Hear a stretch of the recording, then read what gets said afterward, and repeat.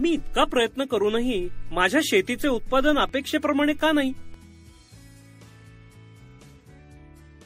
नवीन, तुला माहितीये, दरवर्षी मी माझ्या जमिनीमध्ये कितीतरी खतं टाकतो, पण तरीही माझी पिकं नीट वाढत नाहीत. मला तर काहीच कळत नाही की हे असं का होतंय. रवी, शेतात जास्त खत टाकणं हा नेहमीच उपाय नसतो. आपल्याला प्रथम आपल्या मातीला नेमकी कोणत्या मूलद्रव्याची गरज आहे ते समजून घ्यावे लागेल. त्यासाठी माती परीक्षण करणे गरजेचे आहे. माती परीक्षण तुम्हाला खताचा योग्य वापर करण्यास मदत करते आणि उत्पादन खर्च कमी करते. मातीला कोणते पोषक घटक आवश्यक आहेत हे सांगते आणि योग्य पीक निवडण्यास तुम्हाला मदत करते.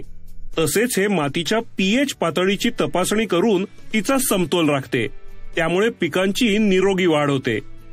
नियमित माती परीक्षणामुळे उत्पादकता वाढते, उत्पन्न सुधारते आणि मातीचे आरोग्य दीर्घकाळ टिकून राहते. होय, अगदी बरोबर. आता माझ्या मातीचे परीक्षण करून घेण्याची वेळ आलेली आहे.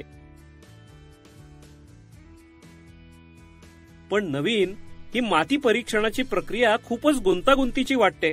मला खात्री नाही की मी हे सर्व व्यवस्थित हाताळू शकेन की नाही. काळजी करू नकोस रवी. चला, या प्रक्रियेतले टप्पे समजून घेऊया आणि मग तुला कळेल की ही किती सोपी आहे. सर्वप्रथम आपल्याला आवश्यक साहित्य गोळा करावे लागेल, जसे की फावडे किंवा ऑगर, खुरपी, स्वच्छ नमुना पिशव्या, प्लास्टिक ट्रे आणि नमुन्यावर लेबल करण्यासाठी कागद व पेन. त्यानंतर नमुना घेण्यासाठी योग्य ठिकाण निवडावे लागेल.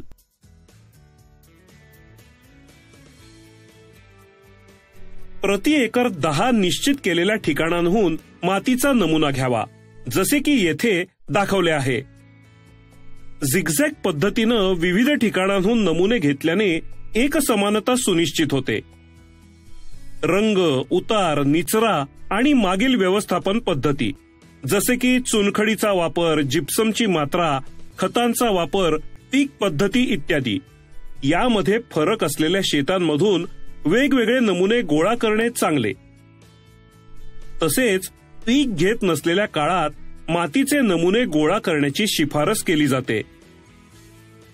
मातीचे नमुने घेताना कोणती ठिकाणं टाळावीत? हा तर चांगला प्रश्न आहे रवी.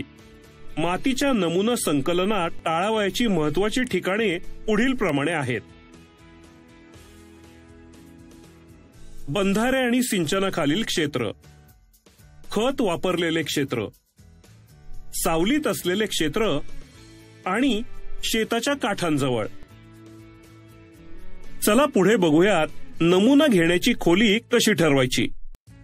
तुम्ही येथे पाहू शकता की पिकाच्या प्रकारानुसार नमुना घेण्याची खोली वेगवेगळी असते.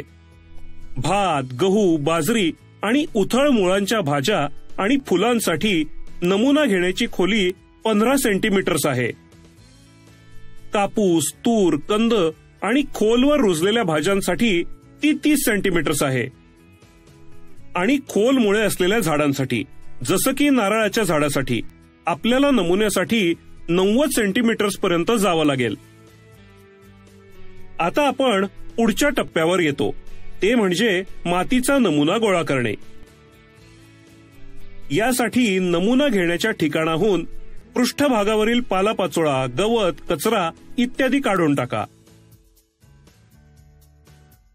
नमुना घेण्याच्या ठिकाणी ऑगर किंवा फावड्याचा वापर करून 15 सेंटीमीटर्स खोलीपर्यंत व्ही आकाराचा खड्डा करा. व्ही आकाराचा खड्डा केलेल्या भागाच्या उघड्या पृष्ठभागावरून सुमारे 25 ते 30 सेंटीमीटर जाड मातीचा तुकडा वरपासून खालपर्यंत काढा. हा मातीचा नमुना स्वच्छ भांड्यात ठेवा, जसे की बादली किंवा ट्रे. याच पद्धतीने प्रत्येक नमुना ठिकाणामधून किमान 10 ते 15 नमुने गोळा करा आणि त्यांना त्याच भांड्यात ठेवा. त्यानंतर आपण मातीचा नमुना मिसळतो. हे करण्यासाठी माती एका ठिकाणी गोळा करा. हाताने नीट मिसळा. कागदावर किंवा स्वच्छ प्लास्टिकच्या कागदावर पसरवा आणि 4 समभागांमध्ये विभागून घ्या. विरुद्ध 2 भाग काढा आणि उर्वरित 2 ठेवा. माती अंदाजे 500 ग्रॅम होईपर्यंत हीच प्रक्रिया पुन्हा करा.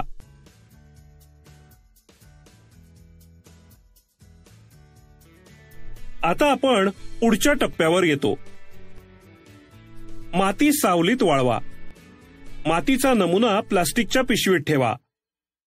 ते येथे दिलेल्या तपशिलांसह योग्य प्रकारे खूण चिठ्ठी लावा, ज्यामध्ये समाविष्ट आहे शेतकऱ्याचे नाव, पत्ता, मातीचा नमुना संकलन तारीख, जमीन सर्वेक्षण क्रमांक, मागील पीक, सिंचन तपशील, त्यानंतरचे पीक, शेताची स्थानिक ओळख. आता आपण शेवटच्या टप्प्यावर आलोय. नमुना आपल्या परिसरातील जवळच्या माती परीक्षण प्रयोगशाळेत सादर करणे. अरे वा नवीन, तू मला खूप सोप्या भाषेत समजावून सांगितलंस. माती परीक्षणाबद्दल मला आजच एक माहितीपत्रक मिळालं. आता मला समजले की हे सर्व किती अर्थपूर्ण आहे. छान. तर आता तू काय करणार आहेस? मी लगेच माझ्या शेतासाठी माती परीक्षण करणार.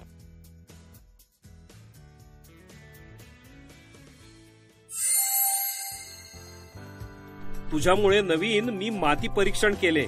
मी खतांवरील खर्च वाचवू शकलो आणि माझे पीक उत्पादनही वाढले.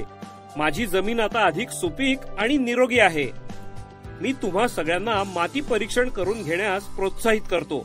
हे खरोखर उपयोगी आहे.